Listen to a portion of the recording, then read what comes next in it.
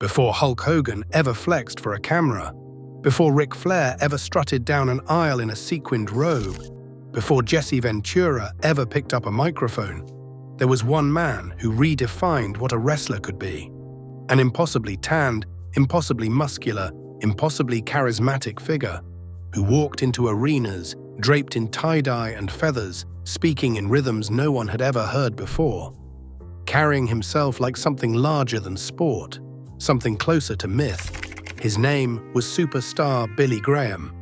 And everything you see in wrestling today, the bodies, the promos, the characters, it all traces back to him. Dave Meltzer, the most respected journalist in the history of professional wrestling, once said that without Billy Graham, the industry would look completely different. And for once, that's not exaggeration. That's fact.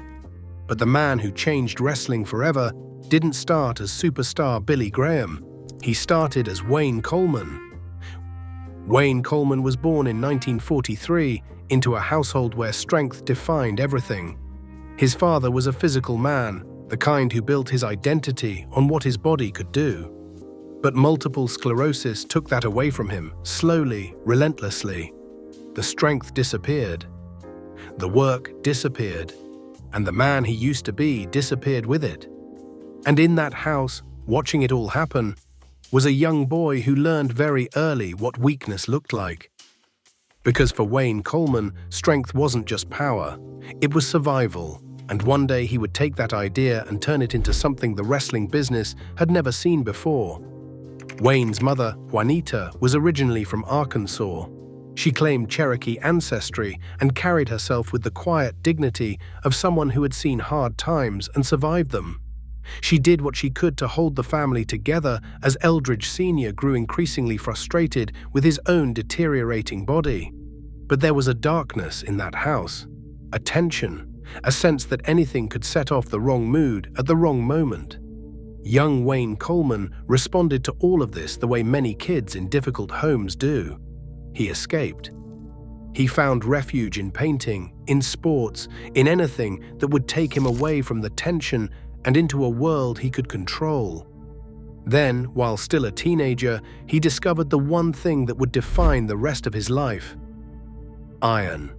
Cold, heavy, unforgiving iron. He started lifting weights, and something about it clicked in his soul in a way that nothing else ever had. He wasn't just building muscle, he was building an identity.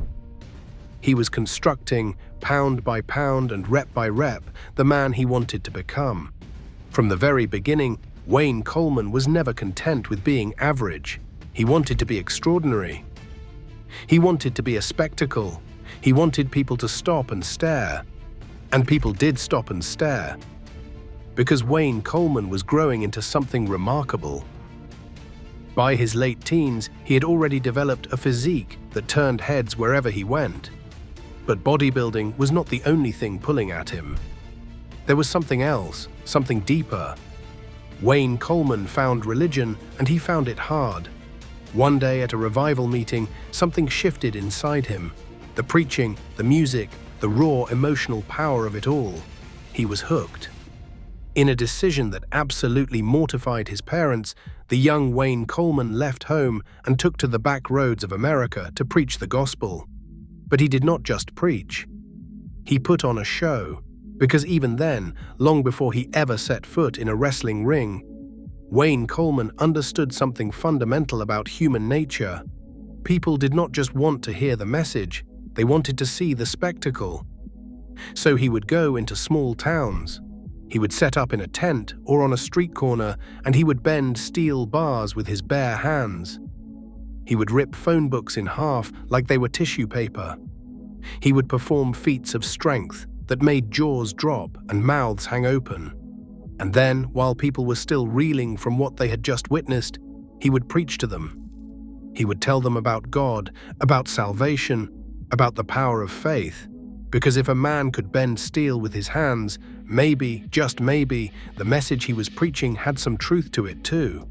This was the original Superstar Billy Graham performance. Years before he ever took on that name, Wayne Coleman had already figured out that physical presence plus charismatic delivery equals an audience that cannot look away. Everything he would later do in a wrestling ring was already there, fully formed. In the young preacher who walked the dusty back roads of America with a Bible in one hand and a bent steel bar in the other. But preaching did not pay the bills, not consistently. So Wayne Coleman took whatever work he could find. He worked as a bouncer in rough clubs where his size and presence kept order just by existing. He took up boxing for a while because why not? His body could handle it. He worked as a repossession man, showing up at people's homes to take back cars and furniture when they could not make their payments. It was dangerous work, ugly work, the kind of job where you needed to be able to handle yourself when things went bad. And they often did. He even played some professional football. His physical gifts were undeniable, and for a while it looked like maybe that would be his path. But fate had other plans, because in 1969, Wayne Coleman crossed paths with a football player and occasional professional wrestler named Bob Lewick.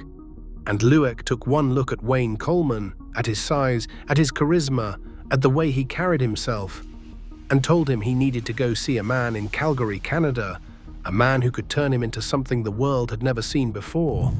That man was Stu Hart, the legendary patriarch of the Hart wrestling family, the man who ran Stampede Wrestling out of Calgary, and the man who trained some of the toughest, most respected wrestlers in the history of the business in his infamous basement dungeon.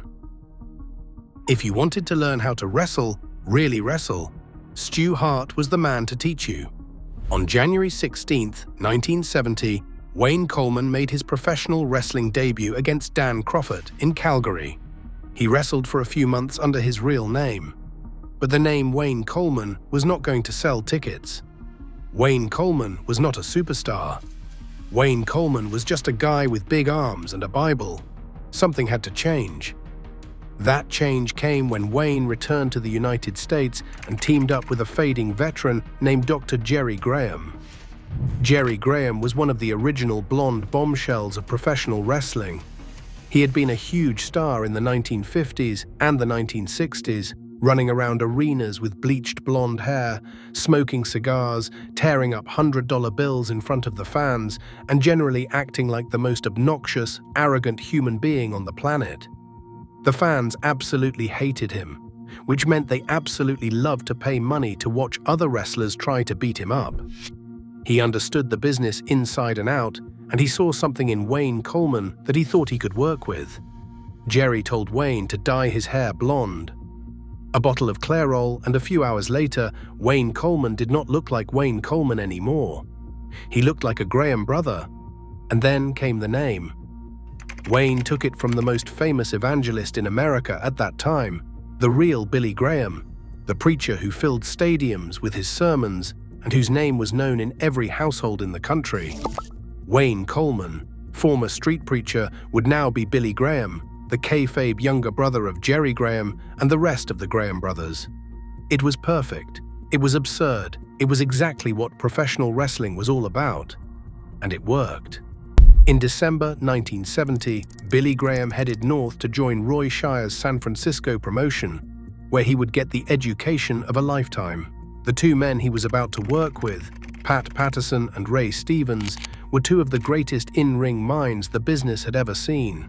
Patterson would later go on to become Vince McMahon's right-hand man in the World Wrestling Federation, the creative genius behind countless classic matches and storylines. Ray Stevens was considered by many to be the best worker, pound for pound, in the entire industry. They took this raw, charismatic, physically spectacular kid from Arizona and they taught him how to really wrestle, how to work a crowd, how to build a match, how to make everything he did in the ring mean something. Billy Graham would later credit both men as his real mentors in the business. He called them his models, the men who shaped him into the performer he would become. While he was in California, Billy Graham developed something that became his signature routine. Before his matches, he would walk out with a microphone and challenge any man in the audience to come up and arm wrestle him. He would claim to be the arm wrestling champion of the world. Regular guys would climb up out of their seats, thinking they could take this pretty boy with the bleached hair. Graham would slam their wrists down onto the table while the crowd erupted in chaos. It was pure showmanship, and it worked every single night. On October 2nd, 1972, Billy Graham debuted for Laverne Clarence's American Wrestling Association, the AWA, out of Minneapolis. It was here, in this territory, that he finally took on the name that would make him immortal. Superstar. Superstar Billy Graham, the man of the hour, the man with the power. Too sweet to be sour. By this point, Graham had fully developed the persona that would change professional wrestling forever. He was not just a wrestler. He was a character, a walking, talking, flexing spectacle. He would come to the ring in tie-dye shirts and feather boas, colors that would have looked ridiculous on anyone else, but somehow looked perfect on him. He would strut and pose and flex for the crowd, drawing every eye in the building to his massive, chiseled body. And then he would grab a microphone. Persona. And when superstar Billy Graham grabbed a microphone, something magical happened. He had studied Muhammad Ali. He had studied Bob Dylan. He took the poetic rhythm of a civil rights-era boxer and the free-flowing cadence of a folk music icon and somehow combined them into a wrestling promo style that had never existed before.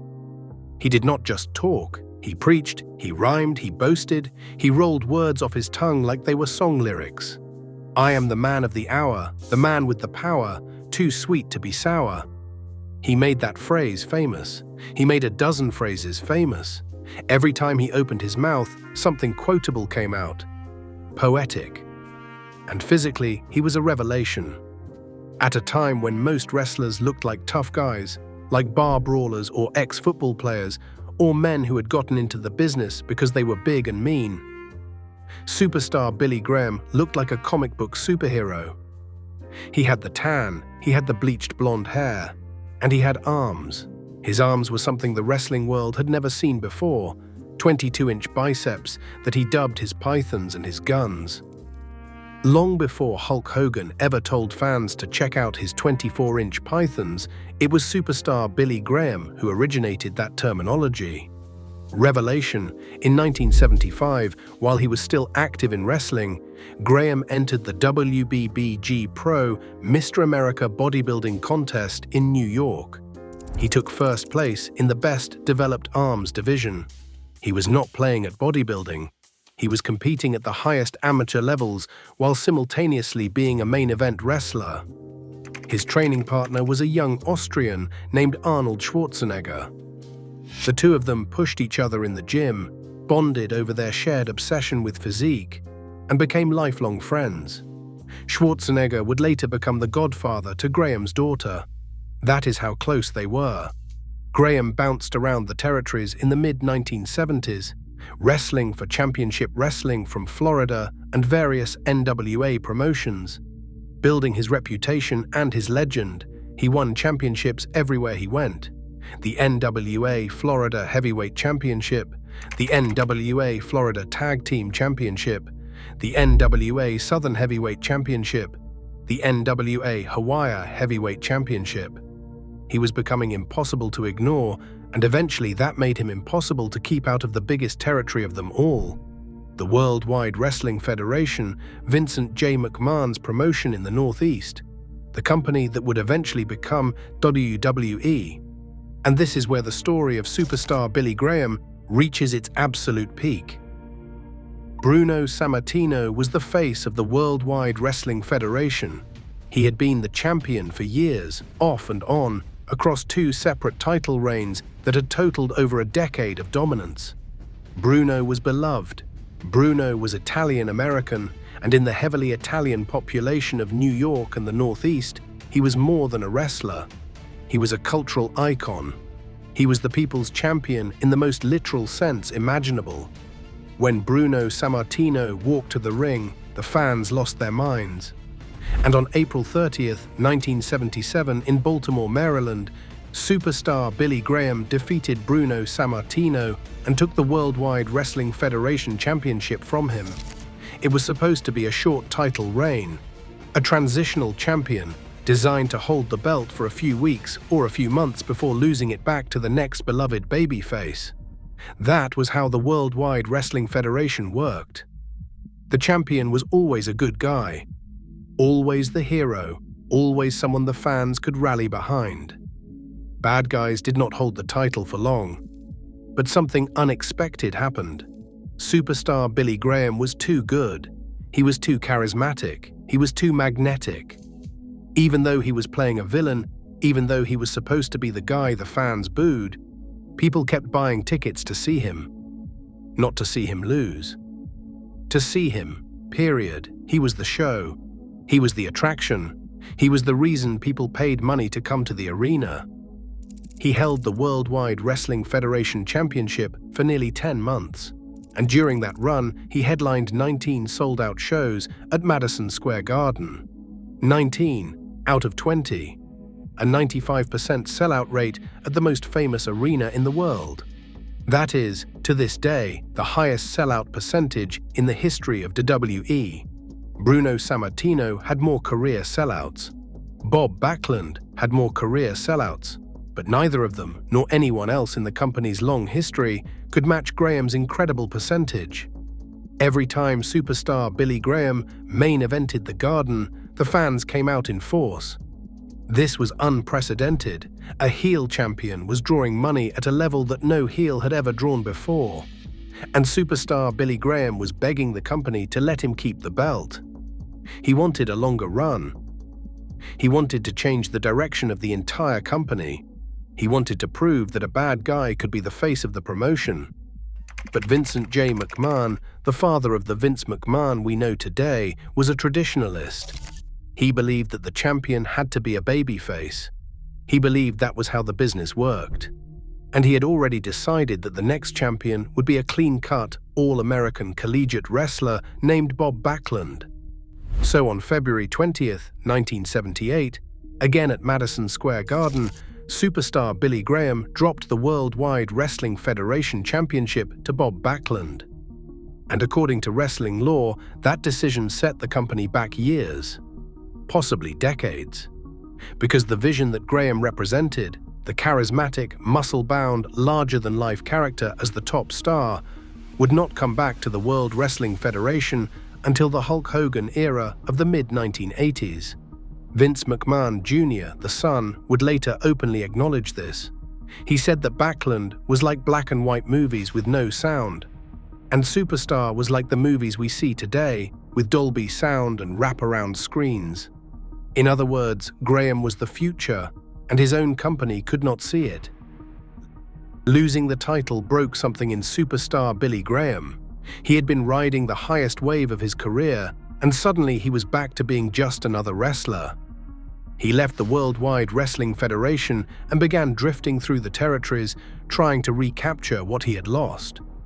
He wrestled in Houston, he wrestled in Japan, and during this period, he did something bizarre. He tried to completely reinvent his look and style. He slimmed down, he grew a mustache.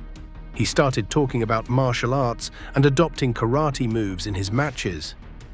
He was trying to hide something, trying to hide the physical and mental descent he was already starting to experience.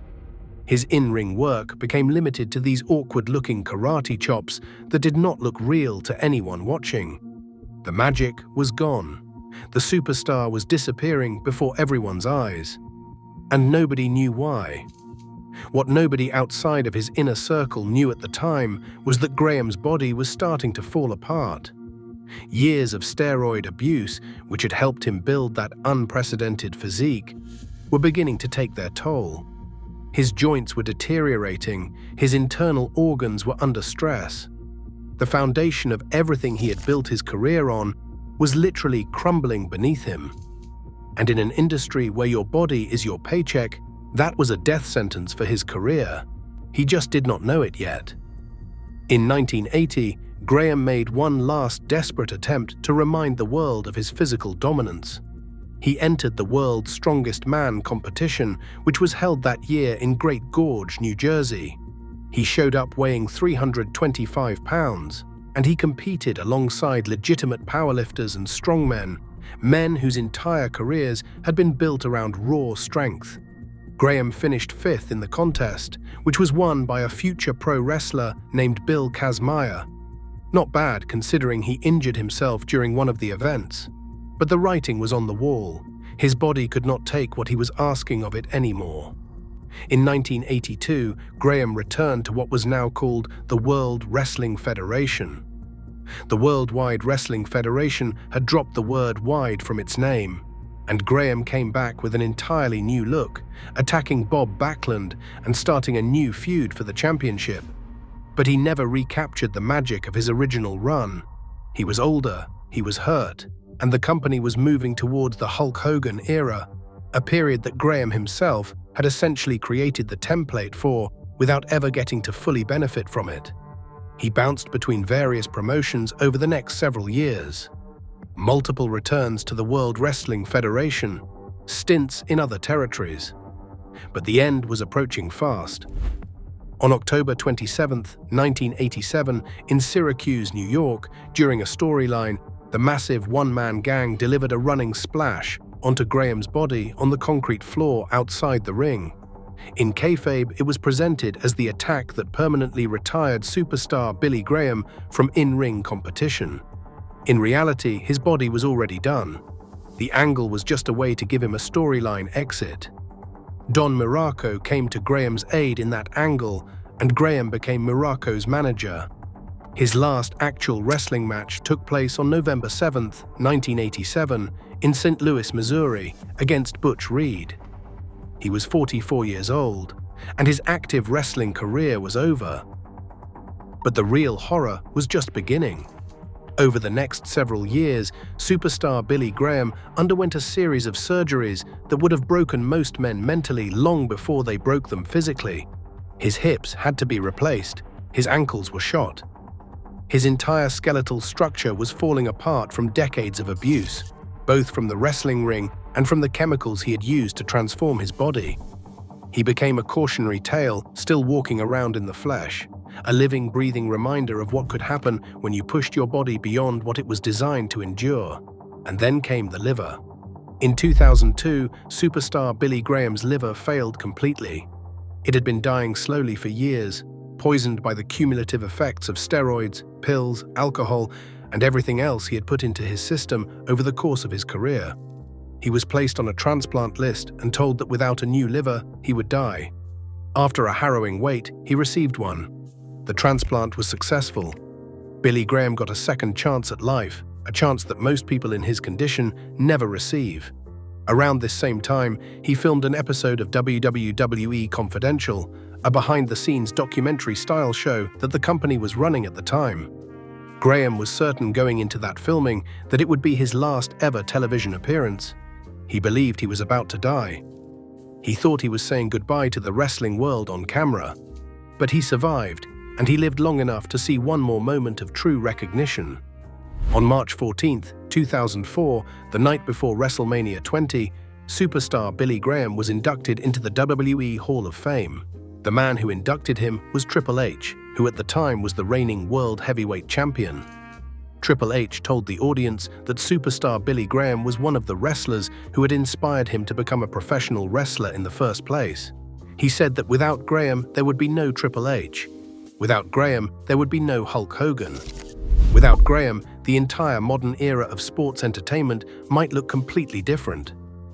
It was a beautiful moment, and it should have been the happy ending.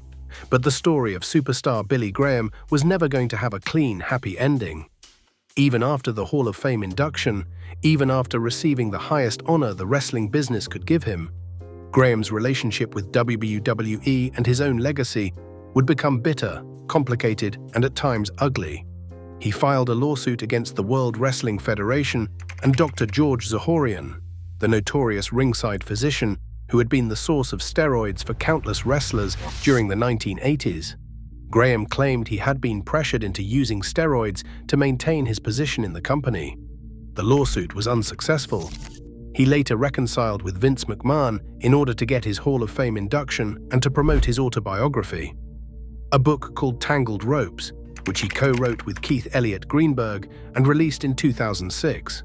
The book was a raw, honest account of his life.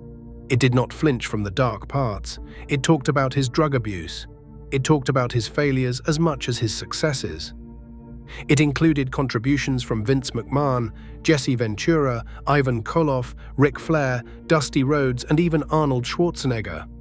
It was a testament to the fact that even after everything, even after all the bitterness and the lawsuits and the falling outs, the people who had known superstar Billy Graham at his peak still had enormous respect for who he had been and what he had meant to the business.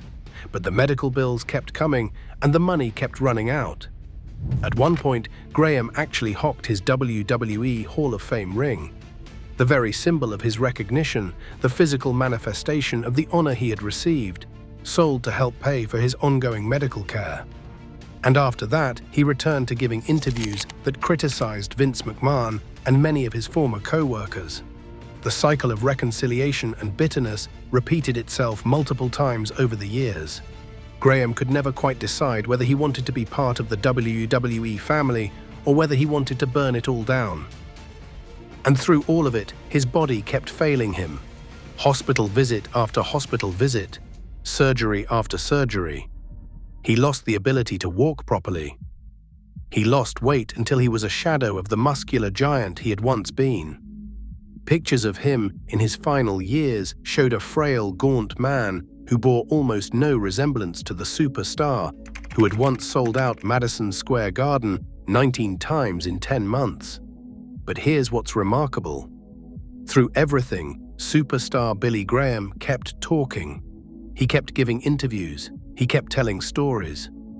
He became one of the most interviewed men in the history of professional wrestling, alongside his contemporary, the Honky Tonk Man, producing more hours of oral history about the wrestling business than almost any other wrestler who ever lived. Because even when his body was breaking down, his voice still worked. His charisma still worked. His ability to tell a story and hold an audience captive still worked. He was still the man with the power, still too sweet to be sour, even as he lay dying. On May 17, 2023, at the age of 79, Eldridge Wayne Coleman Jr., better known to the world as superstar Billy Graham, finally passed away in Phoenix, Arizona, the same city where he had been born almost 8 decades earlier. The circle was complete, and the wrestling world stopped to mourn the loss of one of its true pioneers. But here's the thing about legacies. They don't die with the people who create them. Walk into any wrestling venue in the world today. Watch any match on any wrestling program on any network, and you will see superstar Billy Graham's fingerprints on everything. You will see him in the muscled physiques that are now standard for main event wrestlers. You will see him in the larger-than-life personalities who cut dramatic, quotable promos on the microphone. You will see him in the flashy ring gear and the self-aware showmanship and the understanding that professional wrestling is, at its core, about characters and spectacle and not just about who can execute a headlock the cleanest. Hulk Hogan is a direct descendant of superstar Billy Graham. Everything Hogan did, everything that made Hulkamania run wild, was lifted almost directly from Graham's playbook. The posing, the arm flexing, the pythons and the guns, the catchphrases, the colorful ring gear. Hogan has admitted this openly over the years. He copied Graham because Graham had already figured out everything that worked. Jesse Ventura, the body, another direct descendant. Ventura studied Graham's promo style and his physique-driven character work and built his entire career around it. Ric Flair, the nature boy, took inspiration from Graham's bleached blonde persona and his arrogant, over-the-top mannerisms. Randy Savage, the macho man, took the poetic promo style and amplified it into something uniquely his own. Scott Steiner, the big bad booty daddy, took the massive biceps and the braggadocious character work to cartoonish new levels. Steve Austin took the arm wrestling gimmick and various other elements. Triple H took the entire template and built a career out of it. And all of them, every single one, publicly acknowledged their debt to superstar Billy Graham. He wasn't just an influence, he was the influence. The original, the blueprint, the prototype. There is no modern professional wrestling without superstar Billy Graham. There is no WrestleMania without him. There is no Hulkamania. There is no Attitude Era. There is no ruthless aggression. There is no modern WWE product worth billions of dollars on television deals and streaming contracts. All of it, every dollar, every moment, every catchphrase, every championship celebration, every piece of the entire enormous edifice of modern sports entertainment rests on a foundation that was laid by one man in the 1970s.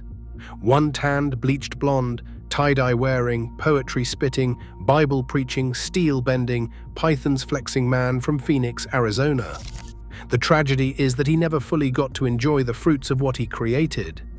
The men who came after him reaped the rewards. Hogan made tens of millions of dollars. Flair became a pop culture icon. Triple H married into the McMahon family and eventually ran the entire creative direction of WWE.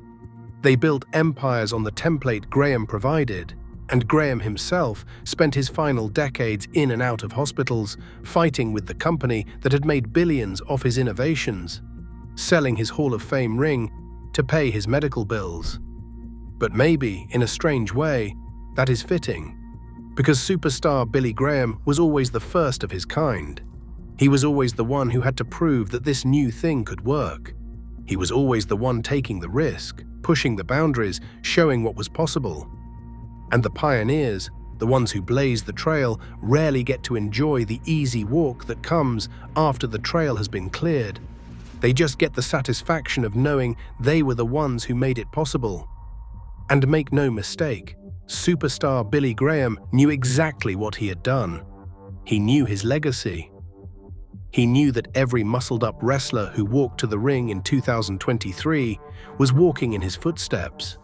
He knew that every promo that rhymed, every catchphrase that stuck, every boast that echoed through an arena had its origins in the work he had done decades earlier. He carried that knowledge with him to the very end.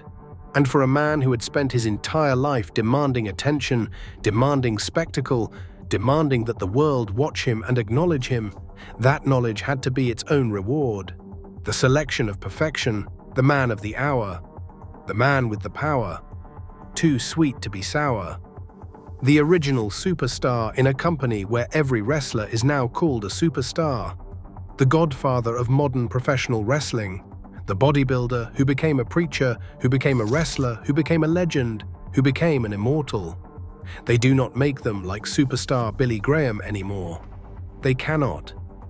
Because superstar Billy Graham was the prototype, the first draft, the template that everything else was copied from, and there can only ever be one original. Eldridge Wayne Coleman Jr., superstar Billy Graham. Born June 7, 1943, died May 17, 2023. Gone, but never ever forgotten. Because every time you watch a wrestling match, every time you see a bodybuilder flex in a ring, every time you hear a wrestler cut a poetic, boastful promo into a microphone, you are watching his legacy live on. The man of the hour is gone, but the power remains, and it always will. What is your favorite Billy Graham match? Let us know in the comments. Like and subscribe for more hard-hitting, old-school wrestling documentaries. Until next time.